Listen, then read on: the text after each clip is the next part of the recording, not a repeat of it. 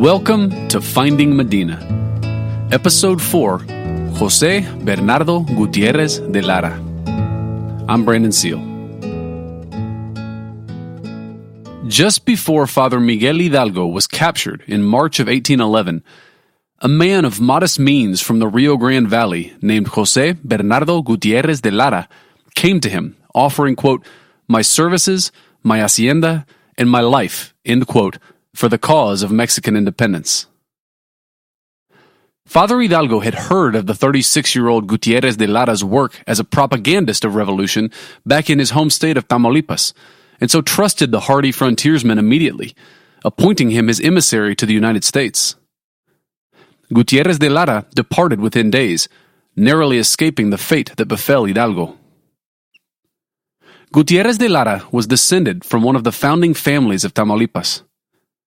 His father had served prominently as a city councilman in his hometown of Revilla, a town later known as Guerrero.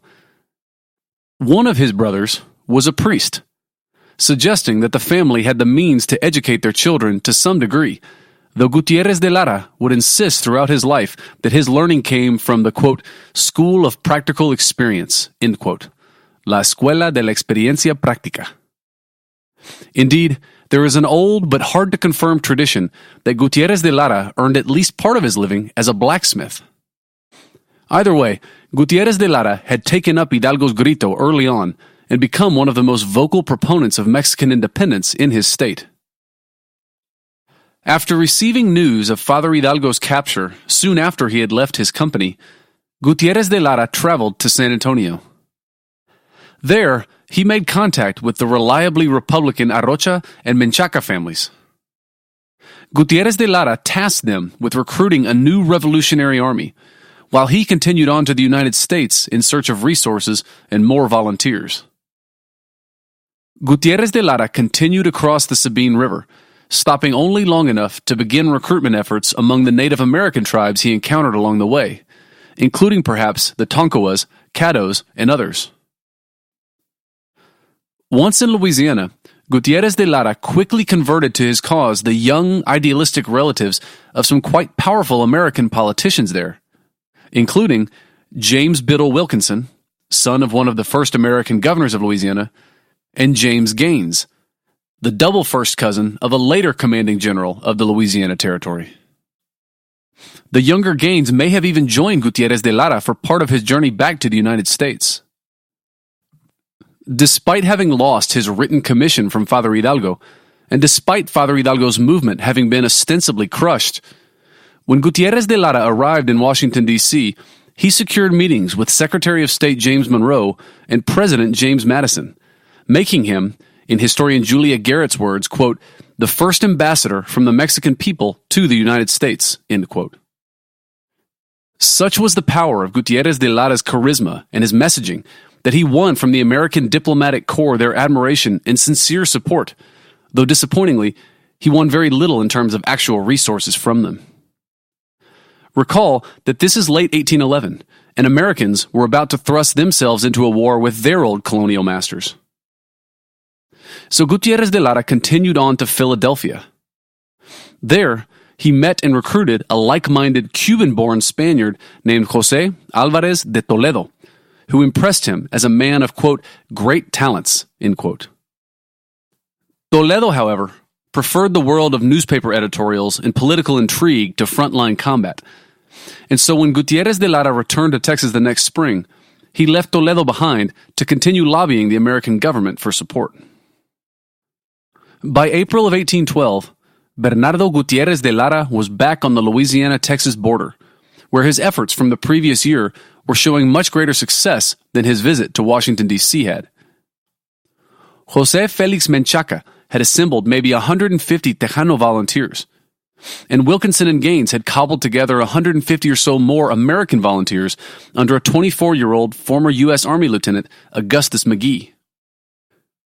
Gutiérrez de Lara's outreach efforts to Native American tribes had paid dividends as well, as a few dozen East Texas Indians lined up in his ranks, which could, now, with a little imagination perhaps, be called an army. On August 8th, 1812, José Félix Menchaca guided Bernardo Gutiérrez de Lara's army, the self-styled Republican Army of the North, across the Sabine River and into Texas. Sadly, José Félix Menchaca quickly fell into Royalist hands and would spend the rest of his life in a Chihuahua jail cell. The Republican Army of the North, however, marched on and grew stronger each day.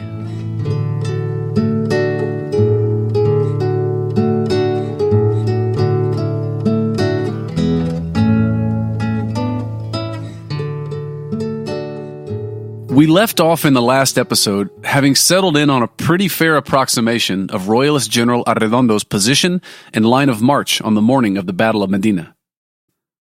But where was the other army, the Republican Army of the North, in all this? The three most detailed and contemporary primary Republican accounts of the Battle of Medina all come from American volunteers. The first was an anonymous participant in the battle who reported his experience in a Lexington, Kentucky newspaper in the months afterward. The second was Henry Adams Bullard, a 24-year-old relative of, yes, those Adamses, serving on the staff of the Republican commander-in-chief. And the third was James Biddle Wilkinson, son of that first American governor of Louisiana we just mentioned. All three of these we'll post to our Rivard Report webpage, and we'll use them now to try to piece together the Republican Army's movements. So the night before the battle, the anonymous Lexington reporter places the principal Republican camp somewhere south of modern-day Stinson Airport and just north of the Medina River. On the morning of the battle, and here I'm going to quote Henry Adams Bullard, quote, "The Republican Army crossed this stream," by which he is almost certainly referring to the Medina River, though he doesn't say it, "and occupied such a position as to watch the only two fords by which San Antonio could be approached," end quote, referring presumably to both the Laredo Road to the east and the Lower Presidio Road on the west. Here's Henry Adams Bullard again, quote, "The army was drawn out in order of battle, crossing the road in the center, the artillery on each side, and a corps of cavalry and friendly Indians on each wing concealed in the thick of woods.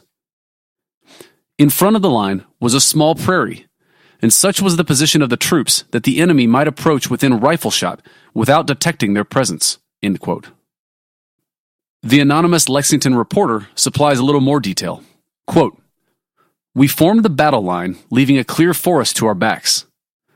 On our right was located a large hill, at whose back there was an impenetrable forest that entirely protected us from being flanked on that side. On our left, there was another large hill, more considerable and difficult than the one on the right.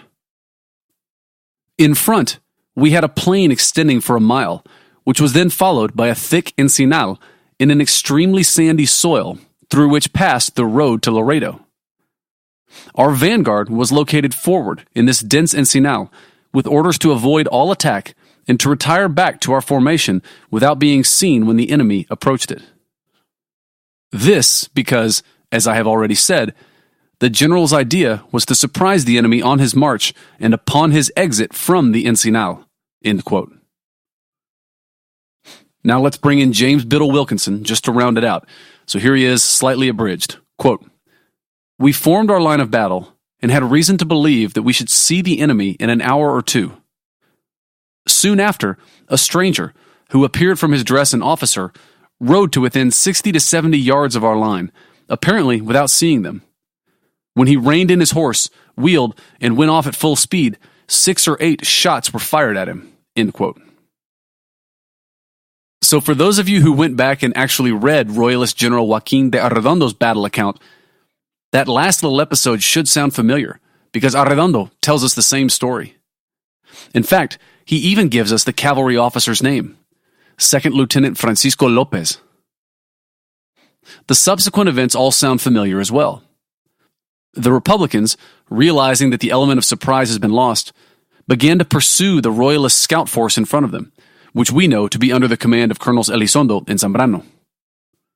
The Republicans then followed after the Royalists, according to Wilkinson, for 2 miles or so through the, quote, "deep sand," end quote, and the, quote, "thick, scrubby oak growth of the Encinal de Medina," end quote. The Republicans then grew tired, thirsty. Disagreement as to what to do next then broke out amongst the Republican officers, with the commander-in-chief wanting to fall back and regroup, while the others wanted to continue the pursuit. The rank and file of the Republican Army, it seems, decided the issue for them.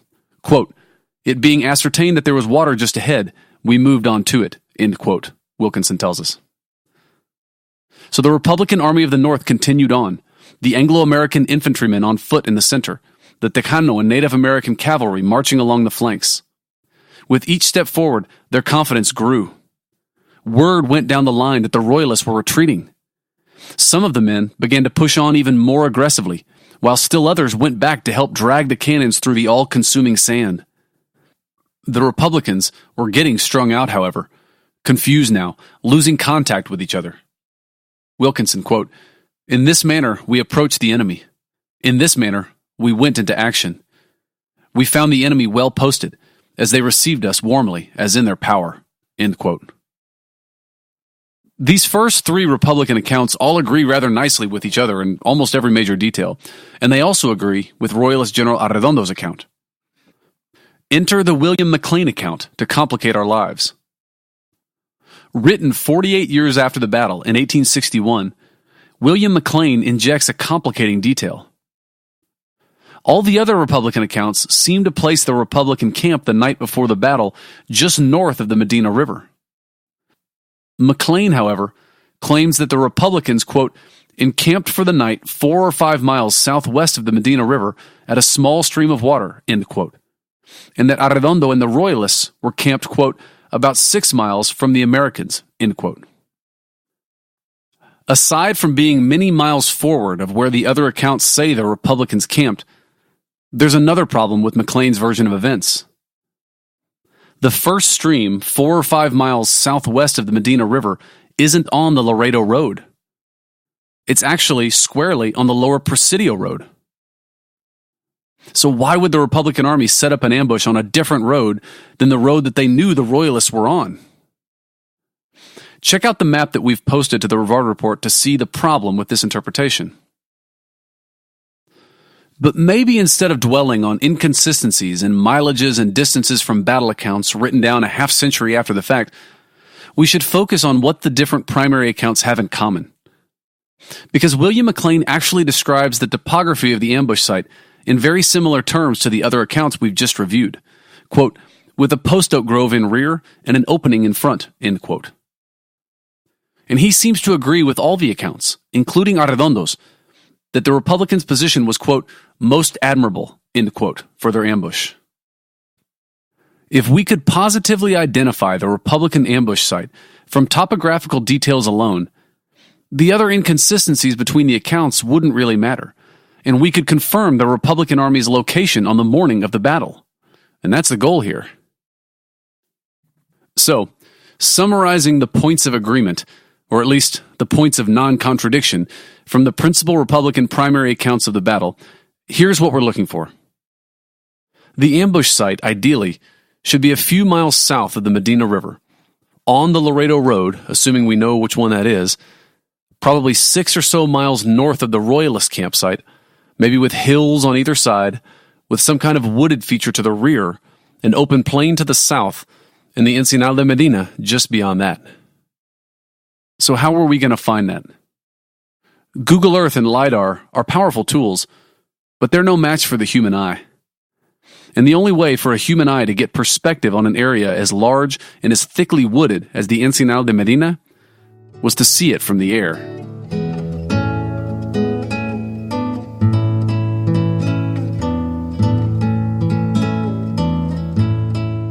In the summer of 1812, Texas Royalist Governor Manuel Salcedo knew that trouble was brewing across the Sabine River. Louisiana was a hub of political intrigue in these years, with agents from all over the Americas and Europe scheming and spying on one another to effect revolutions and revisions to the world's maps. And rumors of Gutiérrez de Lara's efforts in Louisiana had become too loud to ignore. Governor Salcedo decided that he had to do something.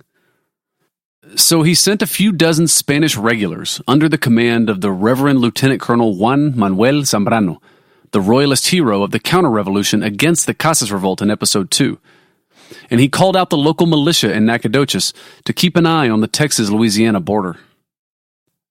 An attempted incursion by 300 Americans in October the year prior had been repulsed with only the slightest show of force.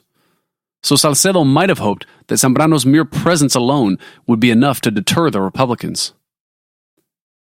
But Gutiérrez de Lara wasn't leading a run-of-the-mill cattle rustling expedition.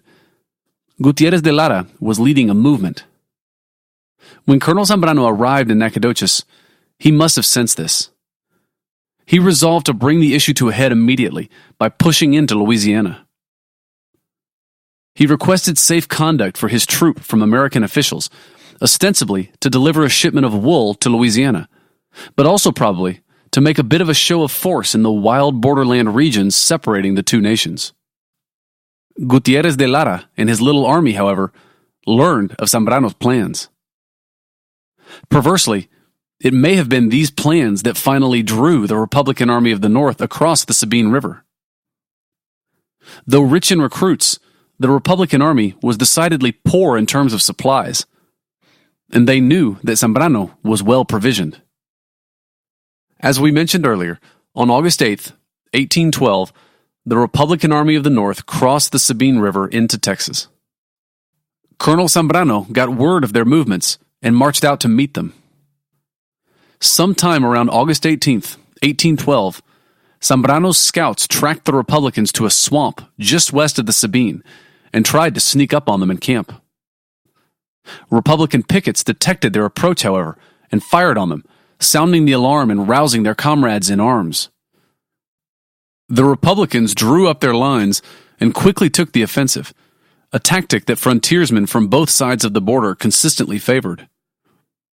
Zambrano was surprised perhaps by the intensity of their opposition, and frankly, undermined by the lack of commitment on the part of his militiamen to his cause. The Royalist force soon disintegrated, and Zambrano retreated with his regulars all the way to San Antonio. Gutiérrez de Lara and the Republican Army of the North found themselves doubly strengthened by their victory over the Royalists near Nacogdoches.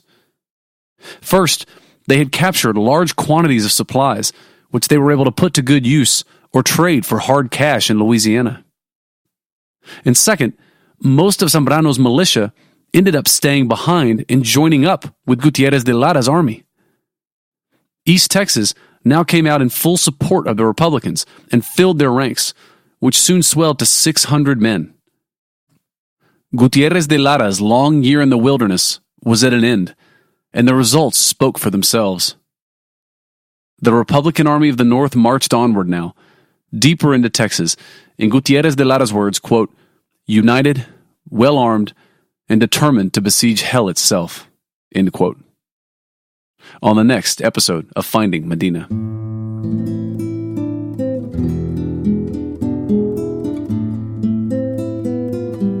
Thank you for listening.